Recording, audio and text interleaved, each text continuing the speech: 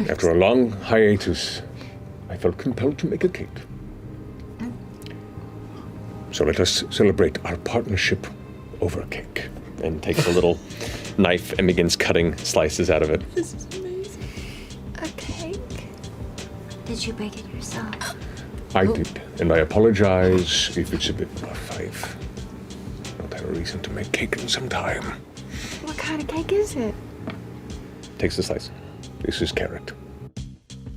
Welcome to the first episode of this new series of Dining with Dante, where we are looking at the food from Critical Role, and in particular to Lord Eshteross carrot cake. For this cake we need an apple, some carrot, preferably fresh and not moldy one you kept too long in the fridge, flour and brown sugar.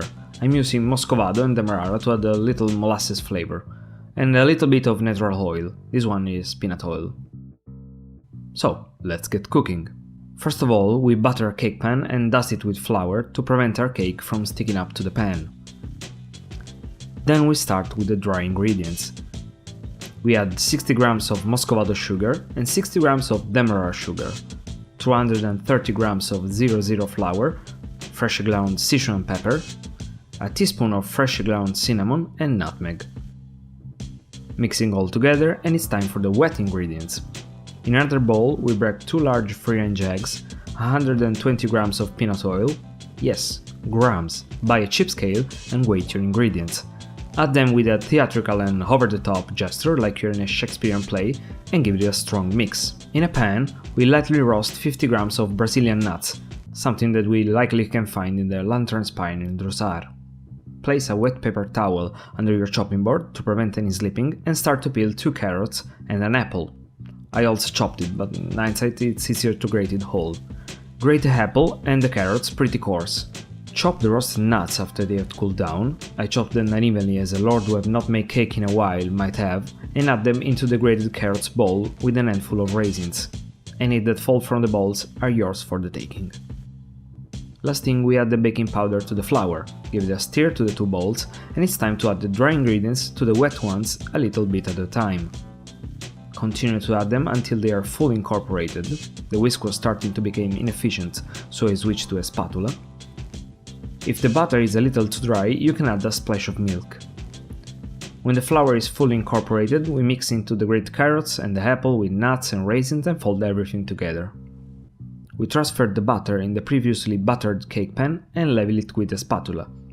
Put it in a heated oven at 190 Celsius for half an hour, or a little longer if you have to disarm a series of traps every time you go to the kitchen and end up with a lightly burned cake. Leave it alone until it cools down to room temperature, or leave for a while and then can bake every 5 minutes to see if it's cooled down. Give it a strong whiff to indulge in the sweet scent of baked goods, and it's time to eat. Cut yourself and the other strange guest with a hole in head at your table a slice and taste it.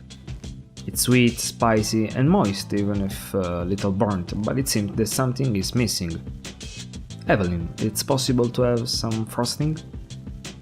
Go back to the kitchen and put 70 grams of icing sugar in a bowl, or if you don't have any, put the sugar in a blender and pulse it for around 30 seconds. Measure 140 grams of cream cheese, I use mascarpone, add the sugar to the cheese, a teaspoon of vanilla extract, realize that it's much too sticky to fold down the spoon, and start mixing. Whisk until the sugar is fully incorporated in the cheese, and add a splash of milk to realize the desired density. Once you can form stiff peaks, the frosting is ready. Give your guests the bowl so they can add the amount they deem necessary, spoon the frosting on the cake, and taste it again. The icing adds literally another layers of flavor, is much sweeter, covers the burnt taste, and it's exactly what you need after an hard day of fighting vicious furniture. That's it for Lord Eshteross carrot cake, and now I pass it over to you. What I could have done better, and what recipe would you like to see next? If you liked the video, gently click the like button and subscribe for more video. Until next time, don't forget to love each other, and is it Thursday yet?